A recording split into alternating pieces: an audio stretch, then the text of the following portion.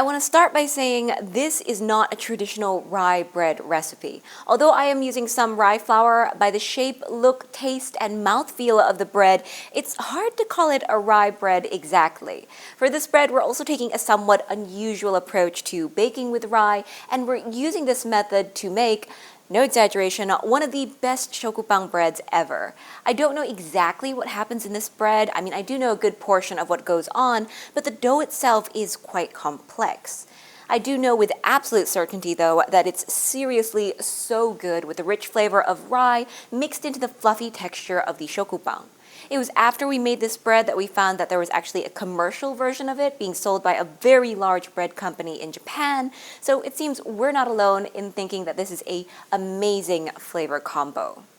But no matter how awesome a bread recipe is, I always think it's a little lacking in something when it doesn't have a story behind it, and thankfully, rye has a very interesting story. Hey, Seraphin here, and while we all know rye is an important grain today, thousands of years ago, rye is thought to have started out as a weed, a sneaky and perhaps unwanted plant growing in the fields of crops like wheat. At that time, people probably didn't intend to domesticate or grow rye at all. But nature's all about survival, and the rye plant had other plans. You see, if you're a weed living in the fields of another crop, your best option is to blend in, mimicking the crop so that you can avoid being singled out and then removed by the crop growers. This is crop mimicry, and after enough generations of the wild rye plant mimicking domesticated crops, you could say that eventually the rye itself ends up with a few domesticated traits. At some point down the line, people probably noticed rye's potential and started properly domesticating it, eventually resulting in rye being grown as a domesticated crop on its own. During the Middle Ages, rye eventually became one of the main crops in many parts of Europe.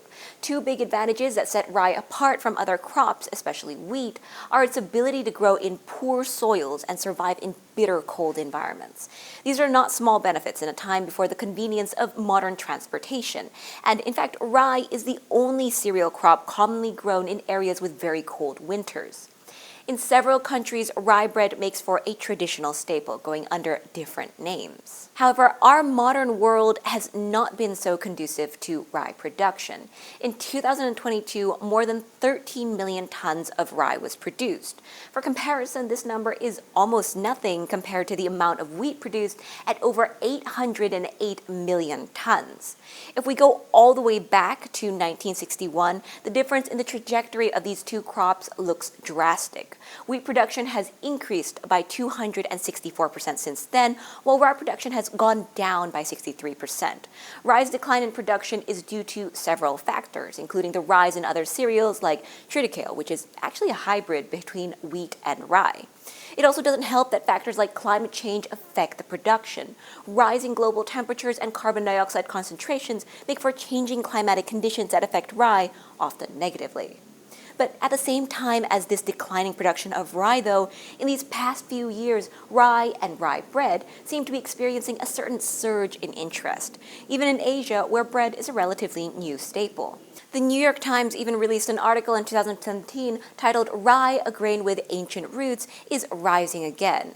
A lot of this interest is due to rye's potential health benefits. Among the cereals, rye has the highest content of dietary fiber, and it also contains a broad spectrum of bioactive compounds. As noted in one study, rye foods have well-established beneficial effects on insulin metabolism, and this may have positive implications for diabetes prevention. Rye intake may also have beneficial effects on inflammation and blood lipids. Emerging research suggests that rye foods have cholesterol-lowering properties due to their dietary fiber content. Of course, even though rye foods or rye bread may have health benefits, people still have to eat the rye somehow to get those benefits. And like we've already mentioned, we're interested in making bread with rye. But there's a good reason why rye is so much less popular than wheat for making bread, and it really comes down to the bread-making quality. You see, wheat flour makes elastic doughs with fantastic gas retention capabilities, in large part due to their proteins, the gluten. Rye flour flour has gluten as well, but unlike in wheat, these proteins are basically unable to form as strong of a network because of difference in protein composition, as well as the fact that rye has less protein overall. The proteins can also be affected by other rye components that interfere with their aggregation. As a result of all this, gluten and other rye proteins don't really play as big of a role in rye doughs. They do, however, affect the flavor of the bread. The breakdown of these proteins during fermentation leads to important flavor precursors.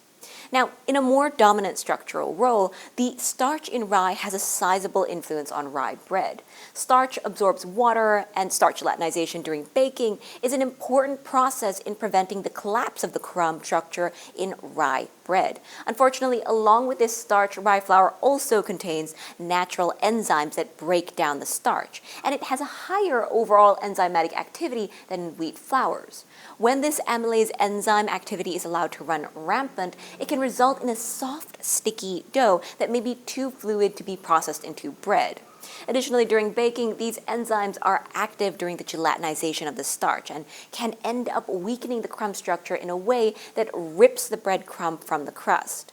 Due to this, bread bakers have traditionally considered sourdough to be crucial in making rye bread. The increased acidity from the sourdough lowers amylase activity, preventing everything that we just talked about from happening. Using sourdough also offers another important benefit that has to do with rye components called arabinoxylans. Arabinoxylans are included in the category of dietary fiber, and one of their most important characteristics is their ability to hold on to water. But not all arabinoxylans are good for the bread dough. Water extractable arabinoxylans have a positive impact on the volume and softness of rye bread, while water unextractable arabinoxylans lower the volume and make the bread harder. There should be no surprise here that we want more water extractable arabinoxylans and less water unextractable arabinoxylans. This is something that sourdough can do as it solubilizes the bad arabinoxylans during fermentation, increasing bread volume, crumb elasticity, and improving dough hydration. Along with sourdough, another traditional technique used for making rye bread is scalding the flour with boiling water. This technique is typical in Europe's northern and eastern regions. The benefits of scalding flour include increased sweetness and water binding capacity. Like many traditional techniques, though, there can be a significant amount of variation in how exactly the rye flour is scalded. Some of these techniques look very similar to how we make Tangzhong or Yudane. They call for boiling water to be added to rye flour, while others look a lot more like how mashes are made during alcohol production, such as for whiskey. One such method was described as mixing rye flour and hot water before holding this mixture at a temperature of 75 degrees Celsius for 12 hours. There was also a scalding method from one bakery that called for mixing 1 part rye flour to 0.6 part hot water, making for a very stiff mixture. So a lot of variation. As noted in the paper, differences in these methods of scalding led to certain differences in amylase activity. I think it's reasonable to say that certain scalding methods likely lead to less overall amylase activity, while others preserved more of the amylase enzymes. This would likely lead to a difference in sugar levels and compositions, which means a certain difference in the taste and texture of the rye bread. This is not mentioned in the paper, but we could also infer that certain rye flours may have an extremely high level of amylase activity and could benefit from an extensive scalding process that helps knock out some or most of the enzymes. So different methods probably work for different rye flours. In this recipe, we use what is essentially the Tangzhong or Yudane method for some of the rye flour. You could also consider it a form of scalding, of course, but because this is a Shokupan recipe, I will make clear that we are using it with the same goals as any other Tangzhong or Yudane method recipe to get softer and sweeter bread.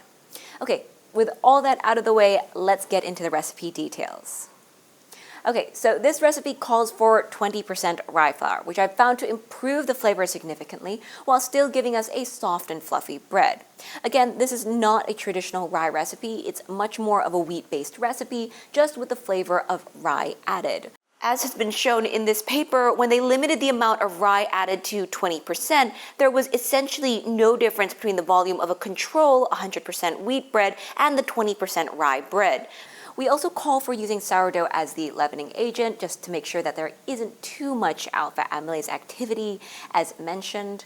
Naturally, given that this is sourdough we're talking about, the timing for this recipe can vary depending on your starter and room temperature. So make sure to follow the fermentation steps according to how the dough looks and not just the timing. What makes our method pretty uncommon is that we're fermenting the Tangzhong or Yudane before adding it into the main dough, basically making a levain with the gelatinized starch. Now, while this is uncommon to see in recipes for Shokupan, there are some papers using a bread making method very similar to the one in this recipe with relatively positive results. Okay, let's jump straight in. Now, I'm making double the recipe for 2 loaf pans here, so make sure to adjust accordingly if you're only making one portion. The first step of this recipe is for us to make the Tangzhong. We're making it the night before the recipe, and it calls for boiling hot water, which will measure into a glass bowl on top of a scale. Then we're adding in the rice flour first before immediately tossing in the rye flour. We now want to mix everything together, and I'm using a metal spoon for this. I find that it's just easier that way. The rice flour went in first because rice flour has a higher gelatinization temperature than rye, so we prioritize adding rice flour first and then adding the rye flour. You could skip rice flour if you'd prefer, just switch it out with more rye flour. It's just that the flavor may be a bit different, potentially a little less complex. There will be some clumps of rice flour here and there, which is perfectly fine. When the water has been mixed in and there are no dry lumps of flour, we're done. So we clean off the spoon with a spatula, setting it aside, and we'll cover the bowl with a cloth and then a silicone cap, leaving the Tangzhong to cool down. When it's fully cooled down, we'll remove the cloth and move the Tangzhong into the fridge. We're going to let it rest overnight, as we mentioned. The next morning, we'll take the Tangzhong out of the fridge and make our levain. We've got everything prepared here on the work surface, and I'm going to uncover the bowl. We've also made sure that the sourdough starter is at its peak, so it's in prime condition, ready to be used. We're going to put the bowl with the Tangzhong in it on the scale and measure in some of the sourdough starter. Just letting it drop in.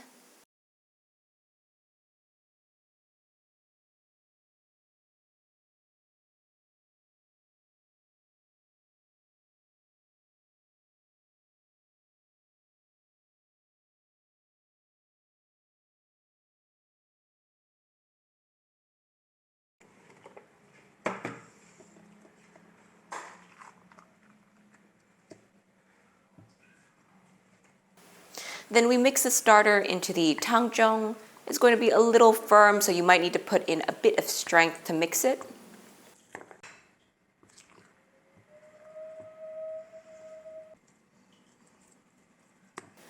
When the starter has been basically mixed in, we're going to add in the rye flour. I'm going to briefly mix with a spoon, getting it roughly combined. And when it becomes too hard to continue mixing, we'll clean off the spoon and switch to basically kneading the dough with our hands. The goal is to just get the flour mixed into the Tangzhong and starter, so any way you do this is fine, really. You could also use a stand mixer for this if you'd like.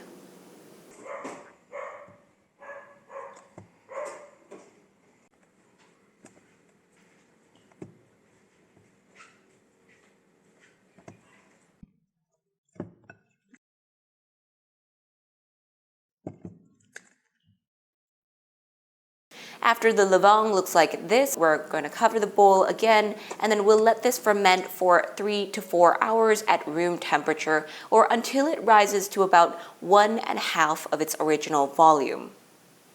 When it's done, we can start making the bread dough. Here I've got my mise en place set up with my stand mixer's bowl in the middle. I don't really recommend mixing this dough by hand because it's pretty sticky at this stage, and kneading butter into a dough can be pretty messy, so a mixer helps a lot.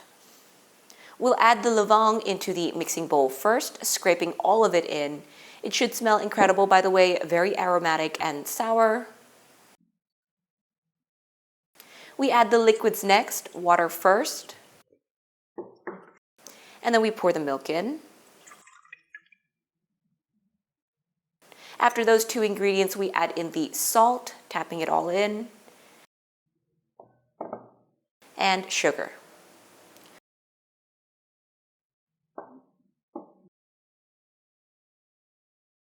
We'll give this a little mix with the spatula, breaking up the levain and dissolving the salt and sugar for a bit. Should only take a minute. And following that, we add in the flour.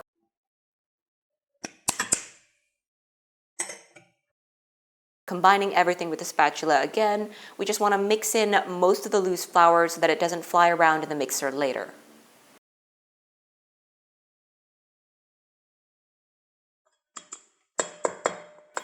Now it's time to move to the stand mixer, which has a dough hook attachment. We want to mix on medium speed for about 4 minutes.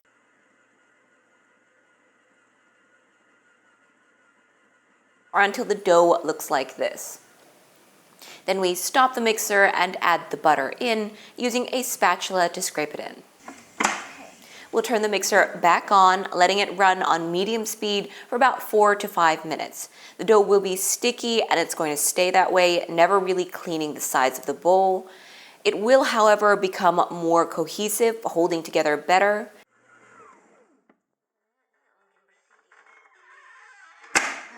When it looks like this, we're going to stop the mixer and give the dough a window pane test, using a small piece to see if it can stretch out thinly enough to see light through it. As you can see here, the dough passes the window pane test, so we're done mixing it. We'll head back to the work surface, and before we get the dough out of the mixer's bowl, we're going to oil the glass bowl that we're going to put it into. We're also going to oil our hands.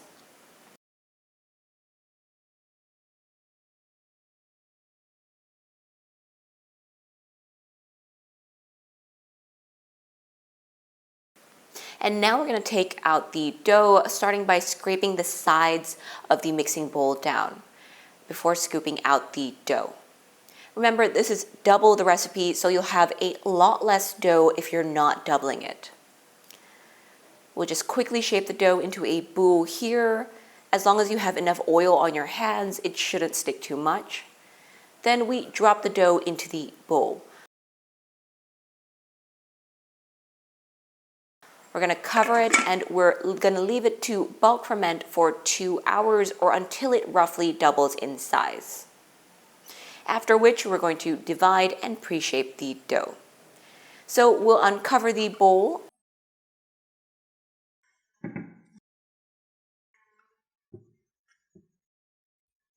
Sprinkling a bit of bread flour on top of the dough,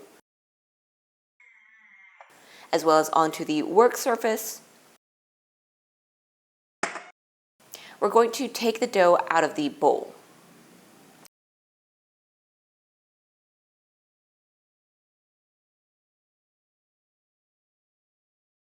We've got a scale here to weigh out the pieces, and because we're making double the recipe, we're dividing the dough into 4 pieces total, 2 for each loaf pan. We divide the dough into 2 first.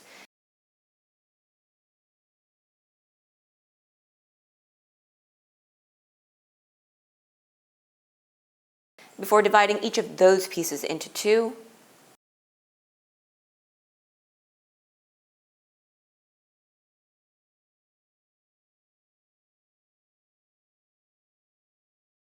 Then we'll weigh the pieces to make sure they're equal. You may need to use a bit more flour here and there. It's a pretty sticky dough. After we've divided the dough, we're going to simply pre-shape them into little boules. Just get them even and round, pulling the edges in, degassing any large gas bubbles, and then using our palms to build a bit of tension, get that smooth surface.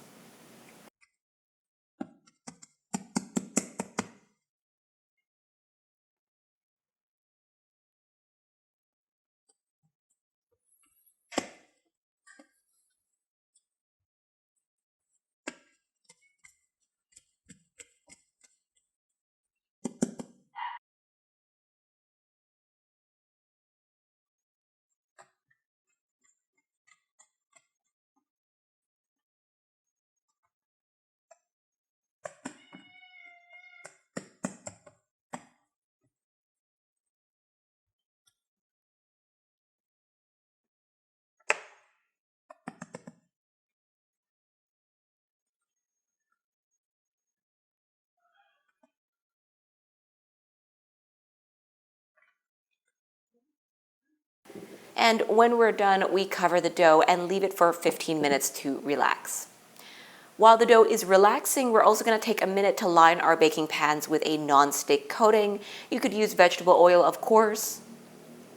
This is a sticky dough, so definitely make sure to coat the sides of your pan really well, otherwise the bread will stick. We'll line the pan lids as well, since we're baking with the pans closed. Then we can start shaping the dough. We're going to uncover it and then dust the top with a bit of flour. We'll take a piece, flipping it over so the smooth side is on the bottom, and we'll press it down now with our hands. Next, we want to use a rolling pin to further degas and stretch it out into a sort of wide oval, really trying to get out most of the gas. Following that, we'll straighten the sides and we want to fold them in, making a neat and tidy rectangle.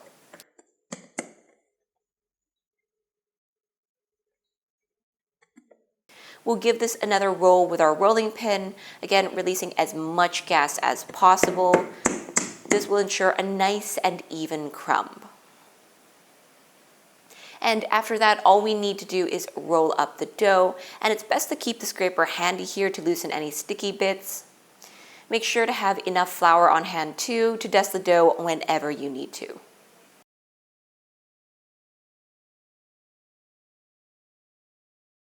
When it's a tidy roll, we're going to seal it by pinching the roll shut.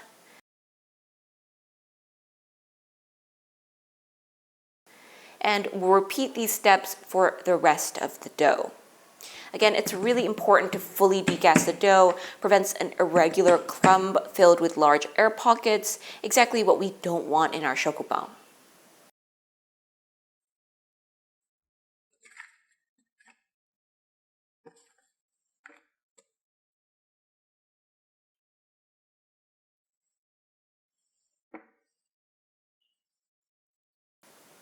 When all the rolls have been shaped, we're going to arrange them in such a way that their swirls are counter to each other, and then we'll put them in 2 into each loaf pan.